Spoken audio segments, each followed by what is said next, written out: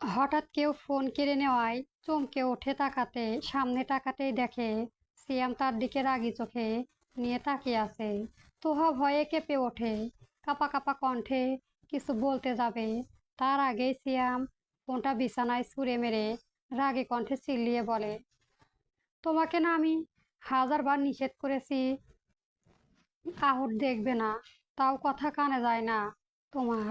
রাতে ভয়ে একা ওয়াশরুমে যেতে পারো না, আবার এই সব কথা না শুনলে কিন্তু মারবো আমি তোমাকে। সিয়ামের রাগী কণ্ঠে তোহার চোখে পানি চলে আসে। তোহা ছল ছল করে উঠে পলক ঝাপটাতে কয়েক ফোঁটা পানি গড়িয়ে পড়ে।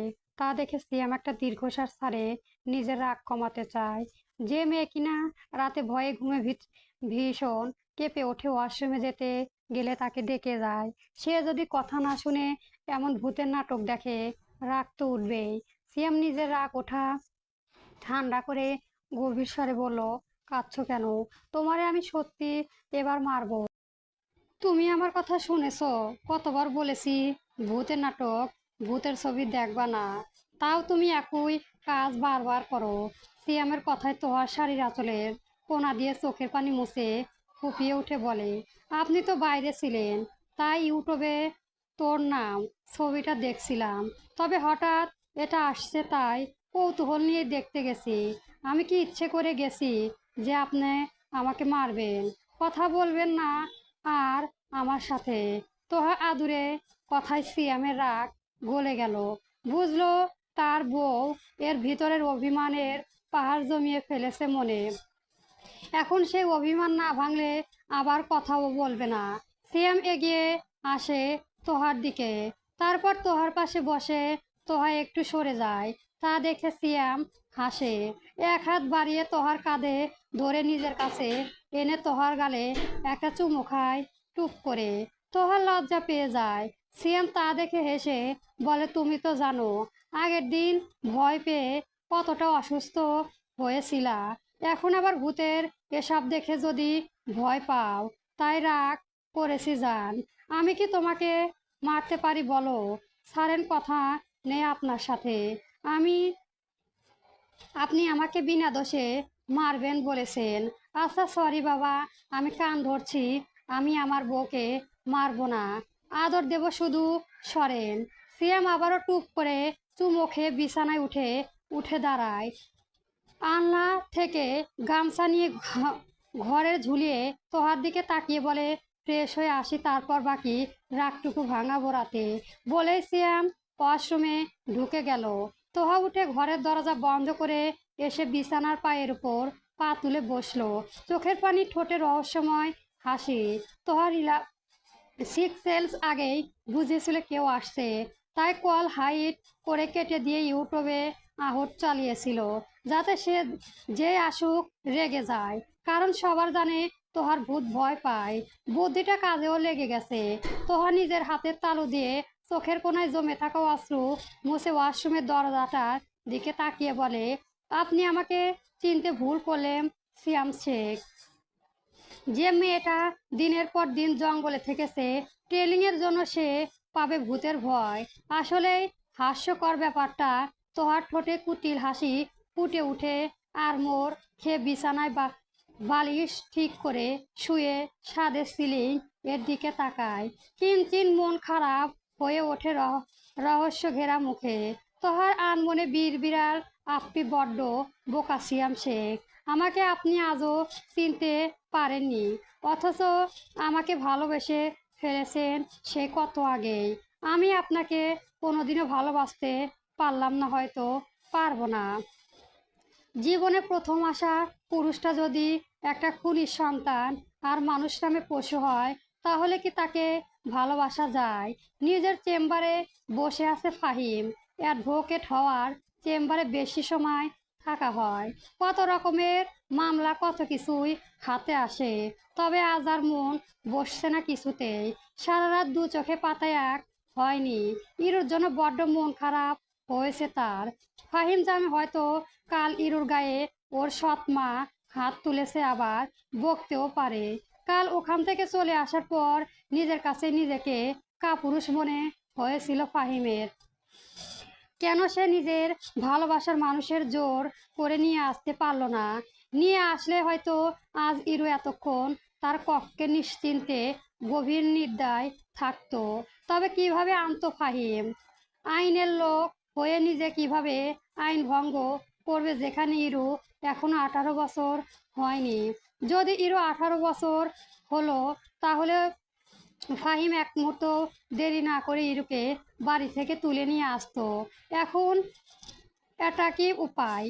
ফাহিম পুলিশ দ্বারা হেল্প করলেও কয়েকদিন পর তাই হবে, দেখা যাচ্ছে মেয়েটার আরো নির্যাতিত হচ্ছে। চাইলে কি সব আইন নিজের মতো করা যায়? কাল সারা রাত ফাহিম অনেক বই, ইন্টারনেট ঘেটেছে একটা উপায় খোঁজার, তবে সে ব্যর্থ। ইরুর 18 বছর হতে এখনো 4 মাস। এই 4 মাস ফাহিমের অপেক্ষা করতে হবে শুধু। ফাহিমের টেবিলে ওপাশে চেয়ারে বসে আছে মেহেরাজ। ক্ষণে ক্ষণে কফির কাপে চুমুক দিচ্ছে আর ফাহিমের উদাও হওয়া মুখের দিকে তাকাচ্ছে।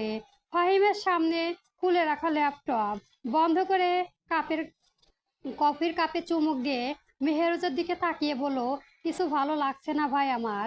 মনের ভিতর তীব্র ঝড় বয়ে যাচ্ছে। কি করব আমি এখন? না পারছি গিলতে, না পারছি উগরাতে। ফাহিমের কথায় মেহেরুজ শান্ত নয়নে ফাহিমকে একবার পরখ করে বলে, আমি তোরে রাতেই বললাম চল তুলে নিয়ে, কিন্তু তুই তা করলি না। ভাই, এ যুগে সবাই কোর্টের ম্যারেজ করে, তো বোঝা উচিত ছিল। তুই তো জানিস শ্রেয়সীও 18 হয়নি, কিন্তু সব তো সম্ভব হচ্ছে। কাল আন্টি না থাকলে ওই মহিলার অসভ্যতা বের করে দিতাম। আমি চাইনি আন্টির সামনে ওই মহিলাকে পিটাতে, কারণ সে এমনিতেও মহিলার, তার উপর ইরুর মা, আপন না সৎ মা। হুঁ, এখন তোর ব্যাপার কি করবি? চাইলে কোর্ট ম্যারেজ করে রাখতে পারবি, বাকিটা আমি সামলে নেব। কিন্তু ওই মহিলা যদি কোনো কেস ফাইল করে, তাহলে সে তোর আবার ওখানেই চলে যাবে, কারণ ইরুর 18 হয়নি। ফাহিমের কথায় মেহেরস এবার রেগে যায়। হাত মুষ্টিবদ্ধ করে টেবিলে শব্দ করে ঘুষি মেরে রাগে গলায় বলে, রাখ তোর বালের 18 বছর। কিসের কেস করবে? তোহা তুহিন আছে। তুই কি ছিটতেও এত বড় উকিল হয়েছিস? মেজাজ খারাপ করে দিচ্ছিস সকাল সকাল। মেহেরজের কথায় ফাহিম মাথা নিচু করে নেয়। কি করবে বুঝতে পারছে না। আসলেই তো তার কাছে এমন কেস বন্ধ করার কোনো ব্যাপার, কিন্তু কিন্তু উত্তর নেই ফাহিমের। ফাহিমকে চুপ থাকতে দেখে মেহেরজ আবারও বলে, যদি সত্যি ভালোবাসিস তাহলে আজকে তুলে নিয়ে আসবি, তারপর বিয়ে হবে। আর যদি ভালো না বাসিস, তাহলে মাথায় গেঁথে রাখ, নিজের দাঁড়িয়ে থেকে আমি ওই মেয়ের বিয়ে দেব 15 দিনের ভেতরে অন্য ছেলের সাথে। এখন তোর ব্যাপার, আসলাম। মেহেরজ উঠে দাঁড়িয়ে চেম্বার থেকে বেরিয়ে যায়। তার নিজেও কাল রাতে ঘুম হয়নি। যখনই থেকে শুনেছিল সকাল কিছু পাচার কাজ সমুদ্রে পথে হয়, তা আর এর ভিতরে তাদের নেভি একটা টিমও জড়িত।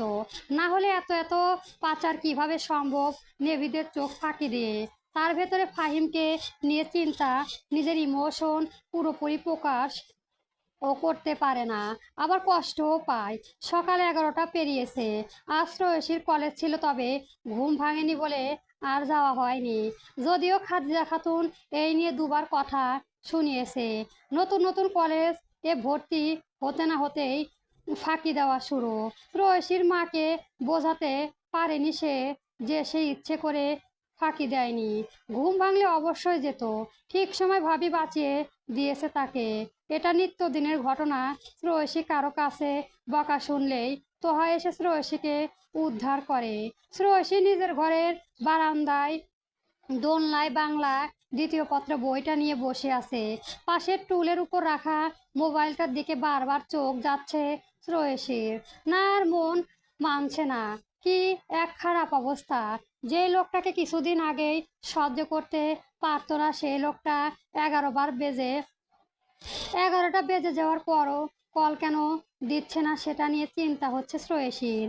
ইরুও খোঁজ নেই, থাকবে কি করে? ওর তো মোবাইলই নেই। শ্রেয়সীর খারাপ লাগে ইরুর জন্য, তবে কি করবে? বিকেলে কোচিংয়ে যাবে, তখন কথা হবে। শ্রেয়সী আর থাকতে পারলো না, এক বুক লজ্জা নিয়ে মেহেরজের নাম্বারে কল দিল। মেহেরজ তখন বাইক চালাচ্ছে, পকেটে ফোন বেজে ওঠায় আর একটু তাড়া থাকায় কানে ব্লুটুথ দিয়ে কল রিসিভ করলো নাম্বারটা না দেখে। তারপর বাইক স্টার্ট দিয়ে চালাতে চালাতে বলল, কে বলছেন? আমি। আমি কে? মেহেরজের কথায় কথায় কথায় শ্রেয়সী ভুজরা কুঁচকে গেল। লোকটা কি তার নাম্বার দেখেনি, নাকি ইচ্ছে করেই মজা করছে? শ্রেয়সী রাগ হলো, সে চিন্তা করছিল আর এই লোক মজা করছে। শ্রেয়সী কিছুটা রাগ নিয়ে বলল, কেউ না, রাখি, আসসালামু আলাইকুম। শ্রেয়সীর কণ্ঠ এবার স্পষ্ট, বুঝতে পারলো মেহেরজের। সাথে সাথে রাস্তার ধারে বাইক ব্রেক কষালো।